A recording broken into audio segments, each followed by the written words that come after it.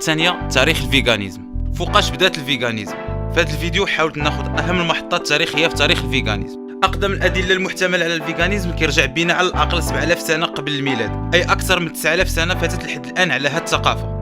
حسب علماء الاثار كاول موقع للزراعه المنظمه في التاريخ اللي كتنتمي لحضاره وادي السند في واحد المنطقه كتسمى مهرغا، والمعروف على اتباع هذه الديانه الهندوسيه ما كياكلوش اللحم بصفه عامه، وحتى النصوص القديمه الهندوسيه عندها اشارات على ضروره اللاعنف في اتجاه الحيوانات.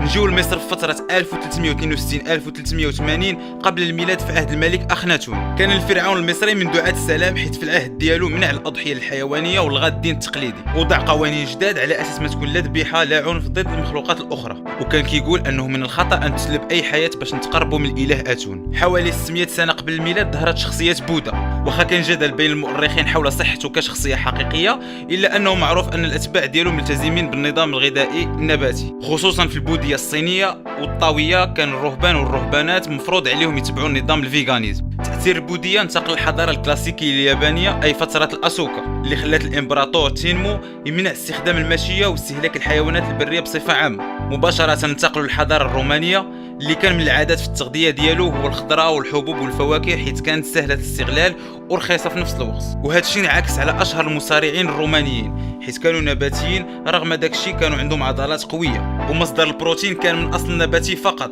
وكانوا كيشربوا مشروب من الرماد اللي كان غني بالكالسيوم بلا حاجة لهم من المنتوجات الحليبية قبل ما يدخلوا لساحة القتال. إلا بغينا نقولوا الأب الروحي ديال الفيغانيزم فبالضرورة غيكون هو فيثاغورس، اللي عاش ما بين 495 570 قبل الميلاد، وكان كيعتقد بلي الحيوانات عندها روح بحال البشر، وبالتالي كان كيتبع نظام خالي من اللحوم، وكان كيشجع التلاميذ ديالو باش يديروا بحالو، لدرجه تسمى هذا النظام الغذائي في الفتره ديالو بالاسم ديالو. في 428 قبل الميلاد شخصيه بارزه في هذا التاريخ افلاطون، اللي بدوره تاثر بالمفاهيم ديال فيثاغورس، خصوصا في الكتاب ديالو الجمهوريه، اللي كيجادل فيه ضد الذبح واستهلاك اللحوم على اساس الاخلاق والوقايه من الامراض والعائق العام لتحقيق السعاده. في 206 قبل الميلاد هان ديناستي في الصين كتبتكر لاول مره في التاريخ اشهر منتوج نباتي اللي هو جبن الصوجا اي الطوفو. 1847 في انجلترا تاسست جمعيه ذا فيجيتاريان سوسايتي، اللي جات كرد على مخلفات والمشاكل ديال الثوره الصناعيه، خصوصا صناعه اللحوم. اما الهدف من تاسيسها هو التوعيه من مخاطر اللحوم فقط في انجلترا. اما في نوفمبر 1944 دونالد واتسون دار اول اجتماع مع 5 من الاصدقاء ديالو باش ياسسوا اول جمعيه. الهدف ديالها